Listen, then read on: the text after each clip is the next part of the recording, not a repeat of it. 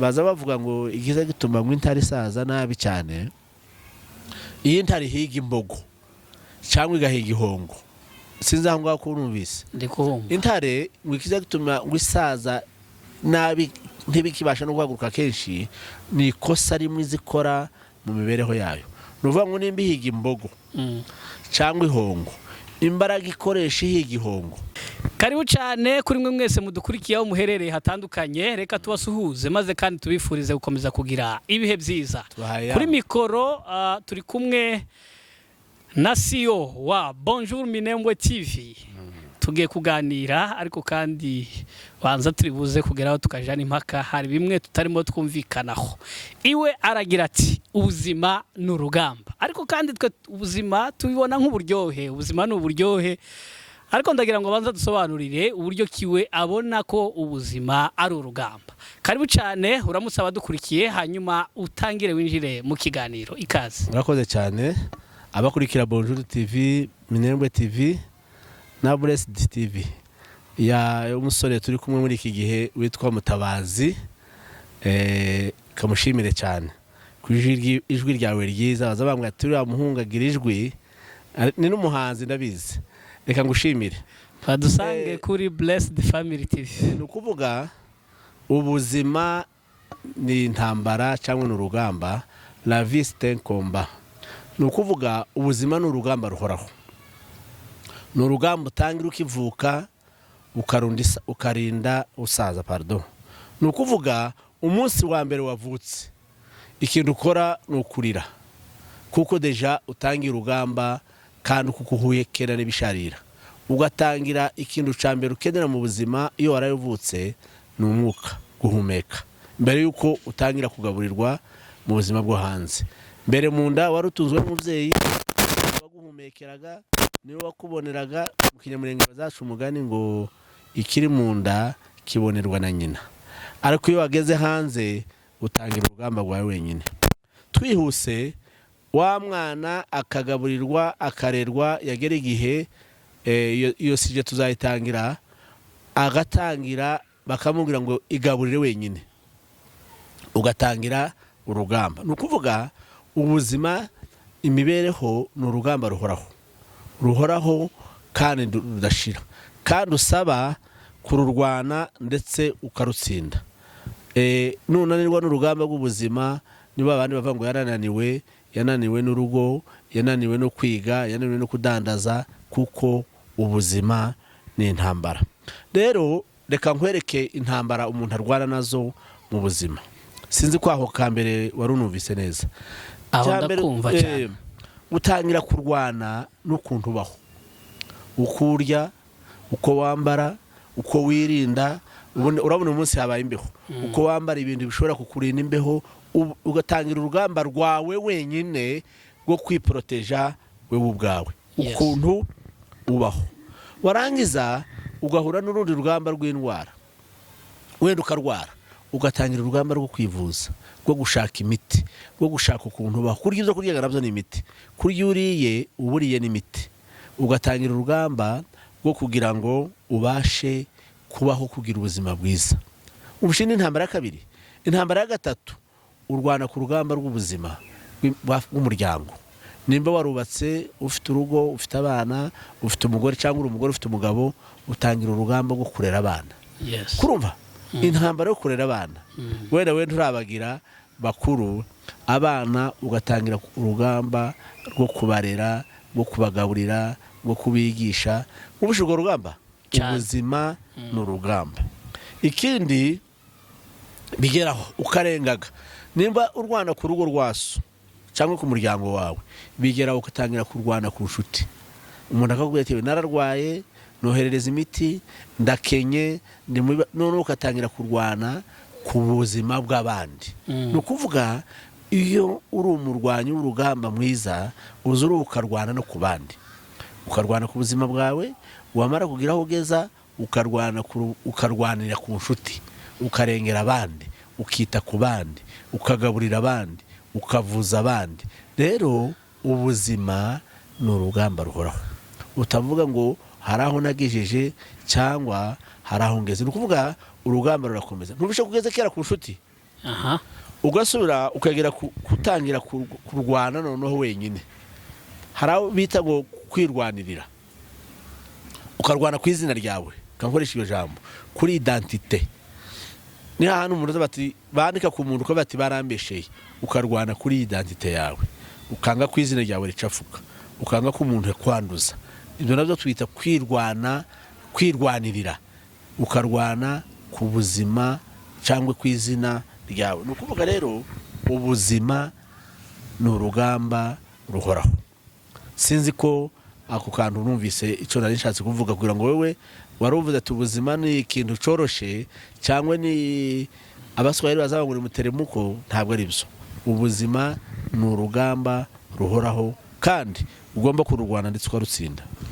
None ko umuntu avuka akavukira mu maboko y'ababyeyi, y'abantu bamufitiye urukundo rutagereranywa, bakamwitaho, akavuka bihari byose, ntarya wenyine, baramugaburira, ntaba nazi ngo byavuye hehe, umuntu yabura atese kuvuga ko ubuzima ari uburyohe? Uwo muntu baba afite imyaka ingana gute? Aba ari uruhinja bien sûr, ariko rwa ruhinja rufite ababyeyi baramwitaho kugeza abaye umuntu uri macuha, ageze igihe cyo kwishakishiriza. N'uruhinja rugira urugamba. Umwana iyo avutse aza atangira gushaka ibere kugira ngo yonke.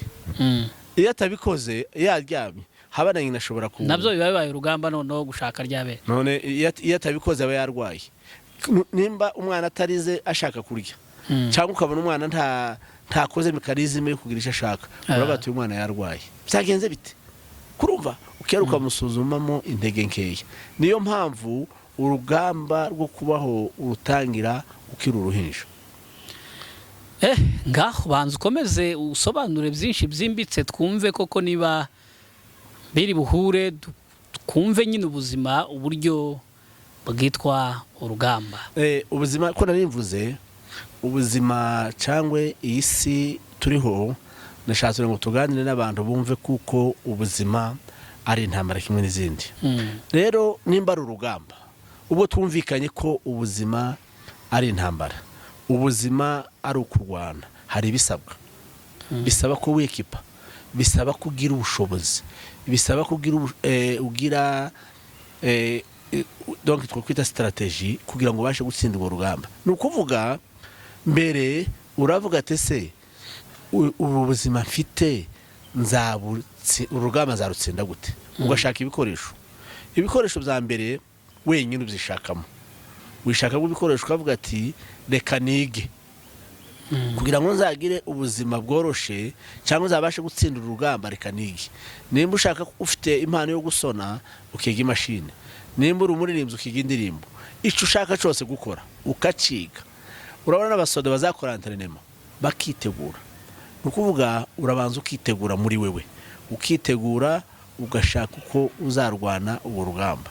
Ikindi ushaka n'ibikoresho uko narimvuze, ubumenyi n'ibikoresho bya mbere. Wishakamo ubumenyi, ukagira ubumenyi buhagije.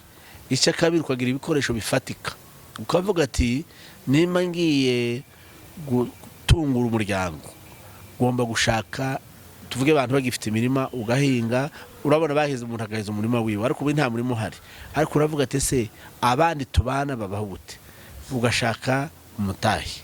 Nimba ushaka ufite impano yo kudandaza, ugashaka ibikoresho bituma ubasha kugira ngo utsinde uru rugamba rw'ubuzima.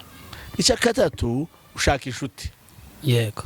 Ni ukuvuga nugenda ukaba mu kazitiro kawe wenyine, ukaba ahantu ha wenyine, tuzamenya aho ahari isoko, tuvuge ni mu mudandaza, tuzamenya aho abandi bakorera, tuzamenya hari akazi, networking niko bazungu bahano bazabivuga. Ushaka inshuti ukijibana n'abandi kugira ngo uje mu ruhando rw'isi rw'ibikorwa, kugira ngo ubashe guhaha, ubashe kurya, ubashe kubona imyambaro, ubashe no gutsinda uru rugamba rw'ubuzima abantu duhura nazo buri minsi. Ni ukuvuga rero ushaka ibikoresho kugira ngo ubashe gutsinda urwo rugamba.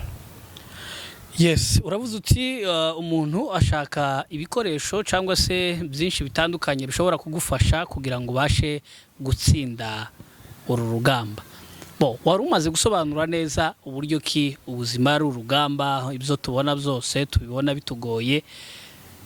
Sinzi niba wokongera kandi ugasa nk'usubiyemo usobanura neza noneho uburyo bwo gutsinda urugamba. Ni gute noneho umuntu abasha kuba wenda dukoresheje ururimi rw'amahanga successful, ukumva noneho kugeze kuri ya ntego wumva wifuza, hahandi ushobora kuvuga ngo noneho ngeze ku ntsinzi ya rwa rugamba rw'ubuzima?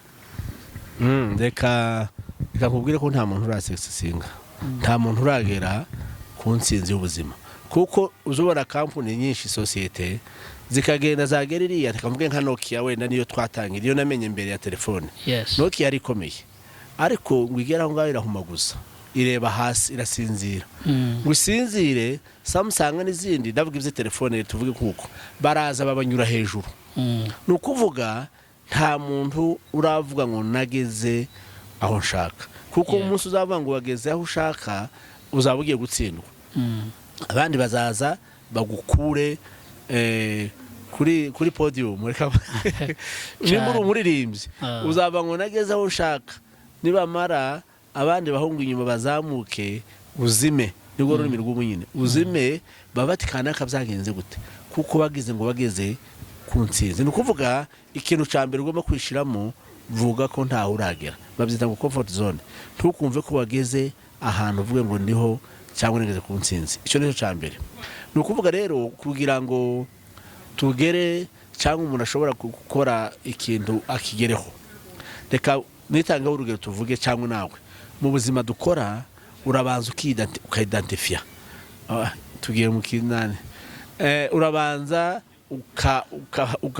ukareba ati se ni iki ngiye kurwana naco, kuko baravuga deja iyo umenye uwo mu Rwanda cyangwa uwo muhanganye birakorohera, kuko ushobora guhuzagurika ukagenda ugakubita hirya no hino, ugasanga ukoresha imbaraga nyinshi kandi ku kintu gitoya. Baza bavuga ngo igize gituma ngo intare isaza nabi cyane, iyi intare higa imbogo cyangwa igahiga ihongo. Sinzi aho ngaho ko numvise intare ngo ikiza gituma ngo isaza nabi ntibikibasha no guhaguruka kenshi, ni ikosa rimwe zikora mu mibereho yayo. Nuvuga ngo nimba ihiga imbogo cyangwa ihongo, imbaraga ikoresha ihiga ihongo ni nazo zikoresha ihiga imbogo. Kuri ubu kuntu ikora, nimba uko ihiga ihongo n'imbogo ikoresha imbaraga zingana, bikavuga ko ikoresha energy nyinshi. Ni ukuvuga ngo no mu buzima hari igihe ushobora gukoresha imbaraga nyinshi ku kintu wenda bari gukoresha imbaraga nke, ariko kuko wakimenye bikakorohera kuzagikora igihe kirekire. Tuvuge nk'abatwara imodoka.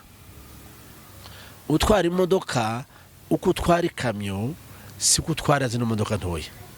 Kandi ikindi cyongeyeho, iyo wamenye, tusubire ku kibazo warabajije, iyo wamenye neza aho ikibazo gifunikiye, kabati icyo nshaka gukoraho ni iki, kera iyo nimwe n'intambwe ya mbere, kavuga ati ndashaka ibihumbi 500 z'amadolari.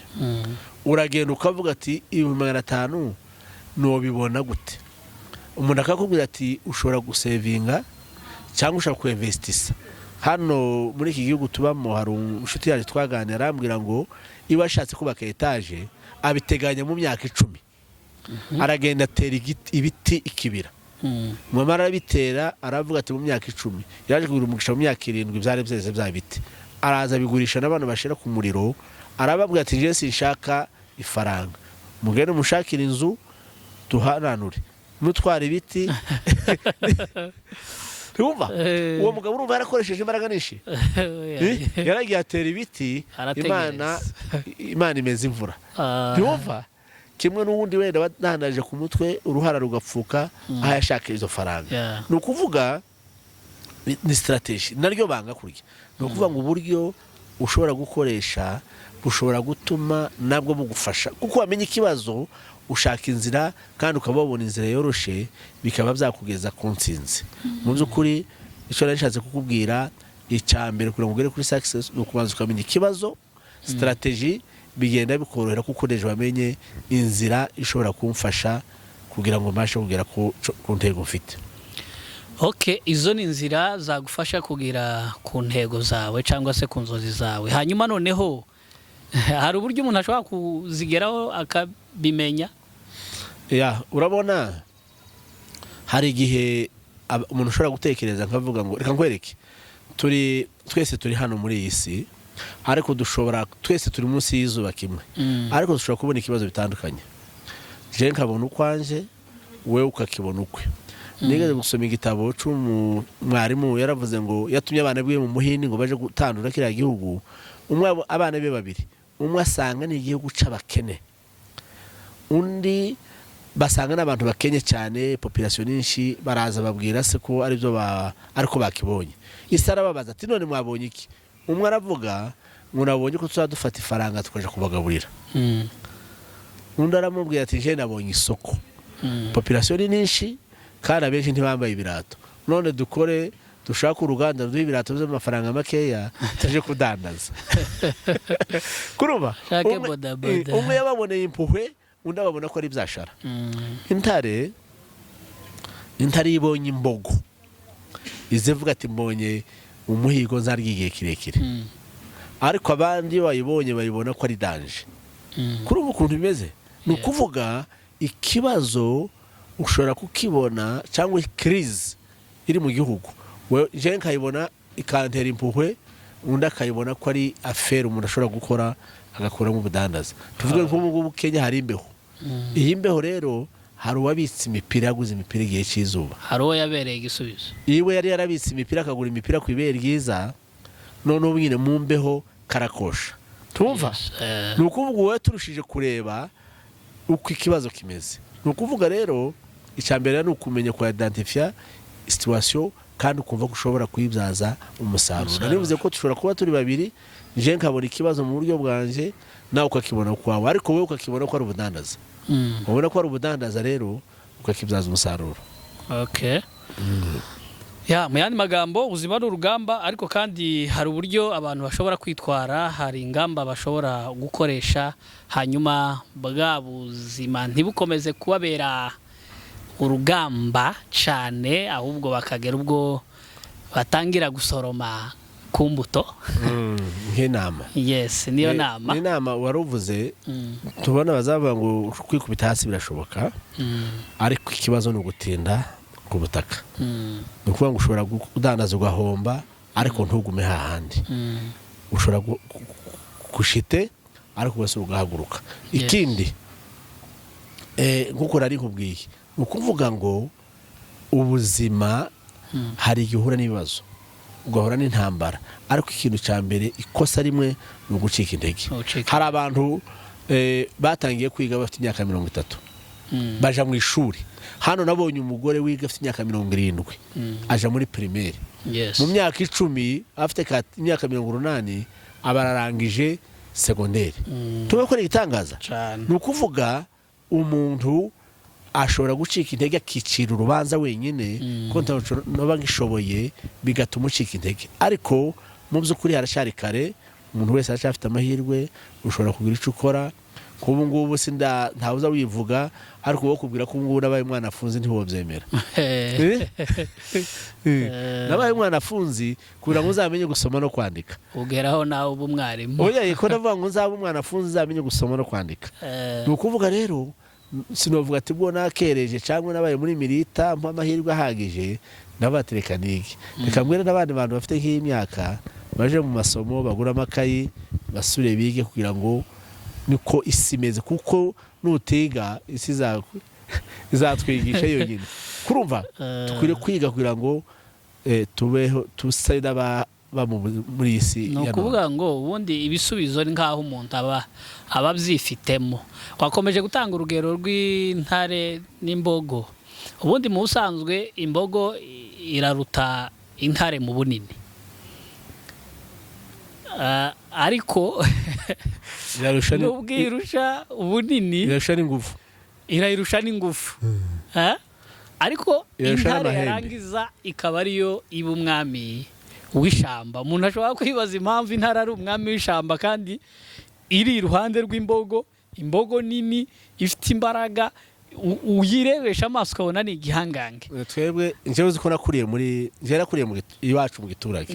Kizungu sinakibayemo nk'imyaka nk'itatu je ni umuntu wabaye muri miriye iriya cyane mu biraro nigeze kubona imbogo nka 40 ziri ku musozi ariko cyantangaje imbwa y'umuhizi irazikanga gwikubite gutya yari imbwa yarimenyere guhiga sindavuga imbogo imbwa ivumbura imbogo zitagira umubare birantangaza cyane nubiza mzibaza nukuvuga imbwa intare iyo yishizemo konje ishobora kuyinesha zibe 40 zazivumbura zirukanke sigara nimwe kuri bice kintu nukuvuga ngo nibibazo mu nzira hakuye navuze bishobora kuza kumeza ari 10 ariko ukavuga ati icyo mbanza ni ikihe kugira ngo binorohere gukora hari n'ikibazo kimwe umuntu akemura n'ibindi bigahita bitungana nukuvuga rero ico nari mvuze ko ubuzima cyambere nukumva ko ari urugamba kandi nkumva ko uzarutsinda wiyumvamo gushobora ukavuga ngo jewe nzambwira abantu ko je ntazasaza ndi umukene iyo ni itangazo nishizemo kwibyo bidashoboka tuvuge twahisemo kuvukira muri miriye imeze kuriya irirekire imeze kuriya ariko tugomba guhitamo kutazasazira muri iriya miriye cyangwa iwaje twahindura tuhavukira hameze kuriya titwabihisemo ariko tufata icyemezo ko tutazasaza ari kuriya hameze ni kuko norangiza nkubwira harakoze cyane reka tugushimire ndabona ikirere cyacu gikomeje kugenda gihinduka hanyuma abadukurikiye mwabyumvise uko intare yiyumvamo imbaraga kandi koko zikayizamo cyangwa se ikazigira ikashobora kwitanga cyangwa se gutsinda imbogo igaragara nk'igihangange intare ikabasha kuba umwami w'ishyamba uko ibyiyumvamo nawe ushobora kubyiyumvamo ukabasha kuba wagera ku tuzashimishwa n'abantu batubwira ati njyewe nafashe icyemezo kubera ko nabonye ko byose bishoboka kandi ngera ku kintu gikomeye harakoze cyane mushobora kudusanga kuri Bonjour Minembwe TV ndetse na Blessed Family TV mushobora kuhasanga umunyamakuru wanyu mukunda murakoze cyane mukomeze mugira amahoro ndetse n'amahirwe horo y'Imana n'ubushake bwayo bikomeze subscribe nyaboneka subscribe ni utarayikora ni utureba ikiganiro umunsi wa mbere umunsi wa kabiri udakoze subscribe kora subscribe uzabudushigikiye kandi bizadutera ibyishimo n'umunezero binadutere n'imbaraga zo gukomeza kubaha ibiganiro nk'ibi ngibi asigaye ciao